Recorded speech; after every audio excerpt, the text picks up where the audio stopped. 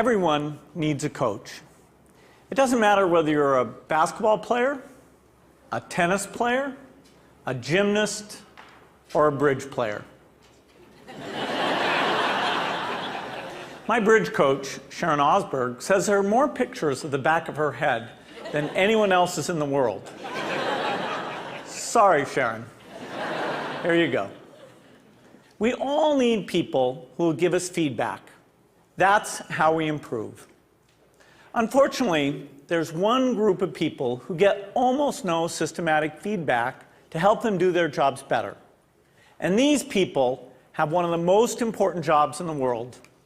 I'm talking about teachers. When Melinda and I learned how little useful feedback most teachers get, we were blown away. Until recently, over 98% of teachers just got one word of feedback: satisfactory. If all my bridge coach ever told me was that I was satisfactory, I would have no hope of ever getting better. How would I know who is the best? How would I know what I was doing differently? Today, districts are revamping the way they evaluate teachers, but we still give them almost no feedback that actually helps them improve their practice. Our teachers deserve better. The system we have today isn't fair to them. It's not fair to students, and it's putting America's global leadership at risk. So today I want to talk about how we can help all teachers get the tools for improvement they want and deserve. Let's start by asking, who's doing well? Well, unfortunately, there's no international ranking tables for teacher feedback systems. So I looked at the countries whose students perform well academically and looked at what they're doing to help their teachers improve. Consider the rankings for reading proficiency. The US isn't number one. We're not even in the top 10. We're tied for 15th with Iceland and Poland. Now, out of all the places that do better than the US in reading, how many of them have a formal system for helping teachers improve? 11 out of 14. The US is tied for 15th in reading, but we're 23rd in science and 31st in math. So there's really only one area where we're near the top, and that's in failing to give our teachers the help they need to develop their skills. Let's look at the best academic performer, the province of Shanghai, China. Now, they rank #1 across the board in reading, math, and science. And one of the keys to Shanghai's incredible success is the way they help teachers keep improving. They make sure that younger teachers get a chance to watch master teachers at work. They have weekly study groups where teachers get together and talk about what's working. They even require each teacher to observe and give feedback to their colleagues. You might ask, why is a system like this so important? It's because there's so much variation in the teaching profession. Some teachers are far more effective than others. In fact, there are teachers throughout the country who are helping their students make extraordinary gains.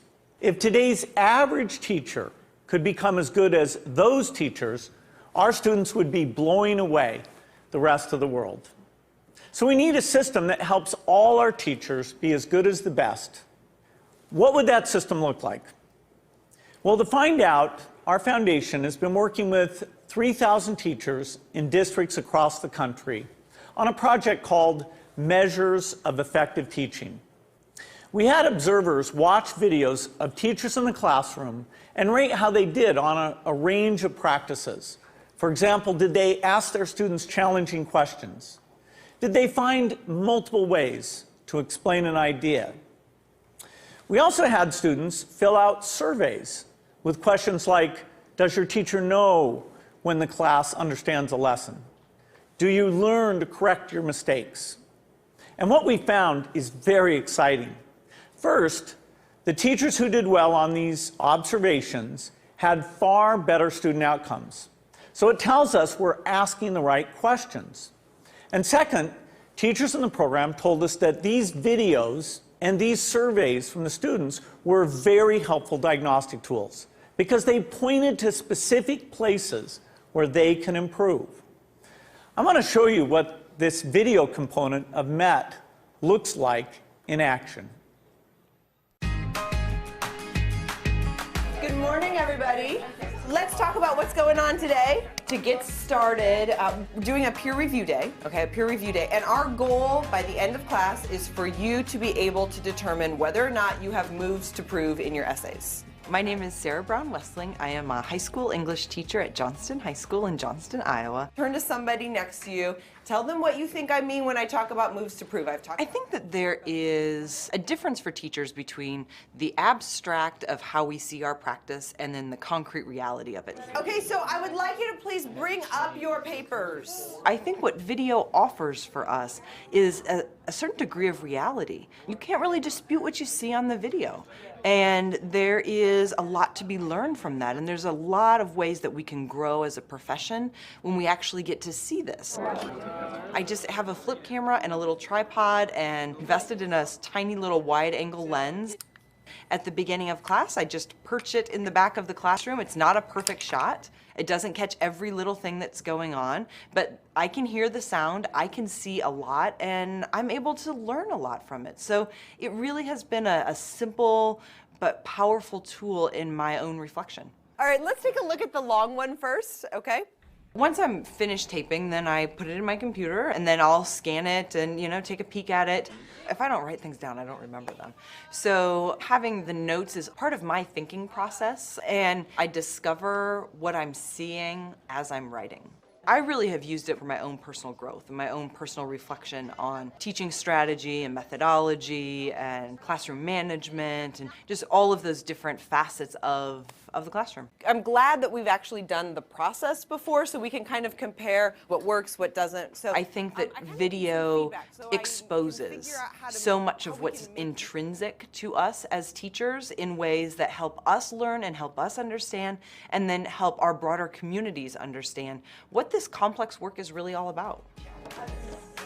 I think it is a way to exemplify and illustrate things that we cannot convey in a lesson plan, things you cannot convey in a standard, things that you cannot even sometimes convey in a book of pedagogy. All righty, everybody, have a great weekend.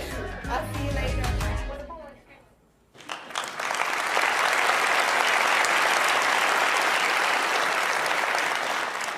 One day, we'd like every classroom in America to look something like that. But we still have more work to do. Diagnosing areas where a teacher needs to improve is only half the battle. We also have to give them the tools they need to act on the diagnosis. If you learn that you need to improve the way you teach fractions, you should be able to watch a video of the best person in the world teaching fractions. So building this complete teacher feedback and improvement system won't be easy. For example, I know some teachers aren't immediately comfortable with the idea of a camera in the classroom. That's understandable. But our experience with MET suggests that if teachers manage the process, if they collect video in their own classrooms, and they pick the lessons they want to submit, a lot of them will be eager to participate.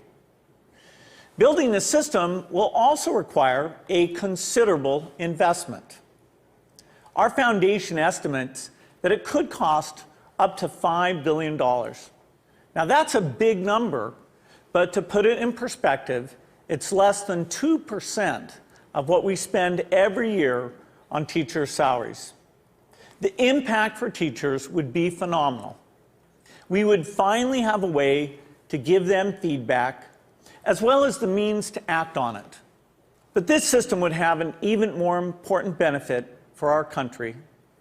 It would put us on a path to making sure all our students get a great education, find a career that's fulfilling and rewarding, and have a chance to live out their dreams. This wouldn't just make us a more successful country. It would also make us a more fair and just one, too. I'm excited about the opportunity to give all our teachers the support they want and deserve. I hope you are too. Thank you.